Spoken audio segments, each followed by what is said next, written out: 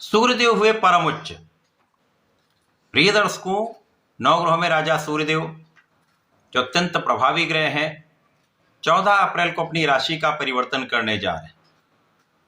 14 अप्रैल को मीन राशि से मेष राशि में इनका परिवर्तन होने वाला है।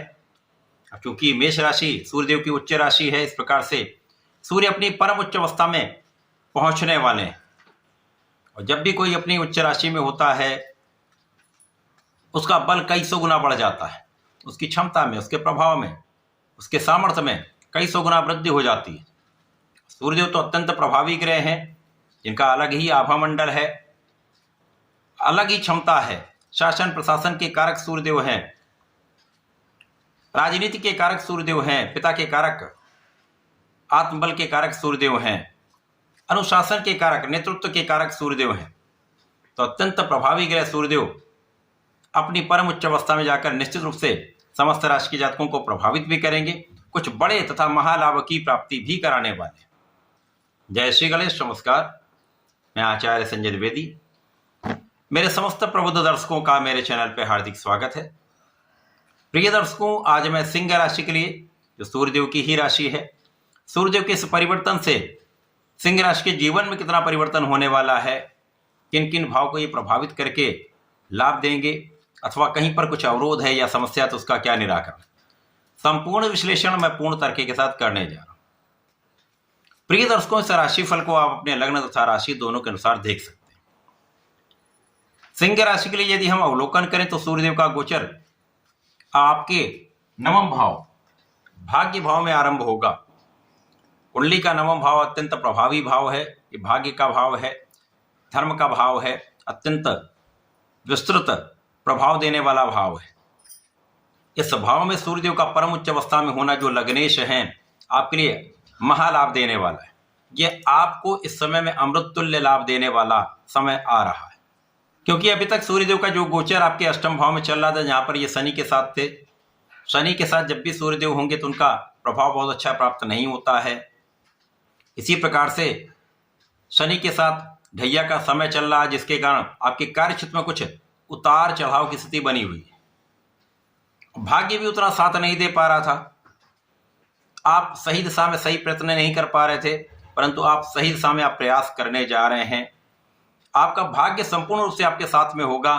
तो जो भी आप प्रयत्न करेंगे, जो भी आप प्रयास करेंगे, वो सही दिशा में होने के कारण आपको संपूर्ण लाभ भी देगा। और जब भाग्य का साथ मिल जाता है तो अवरोध दूर हो जाते हैं। अब आप प्रयास सही दिशा में कर रहे हैं, वहां पर कोई अवरोध नहीं है, तो आपको 100% लाभ भी प्राप्त होगा। यहां पर भाग्य के कारण आपके कई बनते हुए काम अब जो पूर्ण होने वाले हैं, जो पहले रुक रहे थे, जो कार्यों में प्रगति नहीं हो पा रही थी, वो अब संपूर्ण रूप से सफल होने वाले हैं। क्योंकि यहां पर आपका परिश्रम बहुत अच्छा हो जाएगा, आपका पराक्रम बहुत अच्छा हो जाएगा, अच्छे मित्रों का, अच्छे साथियों का साथ मिलता है, तथा यहाँ पर भाई बहनों का पूर्ण सहयोग प्राप्त होता है। और पिता के साथ आपका समन्वय, आपका साथ, आपका सहयोग बहुत अच्छा रहने वाला है। पिता का आशीर्वाद आपको प्राप्त होगा, उनका गाइडेंस आपको मिलेगा, मार्गदर्शन मिलेगा, तो आपके जीवन में प्रगति होना तय है। इस समय में आपका आत्मबल बहुत अच्छा रहेगा। जब आपका कॉन्फिडेंस, आपका आत्मबल बहुत अच्छा होता है तो आप अच्छे निर्णय लेते हैं, आपके निर्णय सकारात्मक होते हैं और उन निर्णयों पे आप चलने भी वाले हैं। क्योंकि ये सिंह राशि है, ये जन्मजात लीड करने वाली, नेतृत्व करने वाली राशि, जिसमें क्षमता भी होती है, पराक्रम भी होता है और निर्णय पे अड़िग रहने की एक विशेष गुण होते हैं।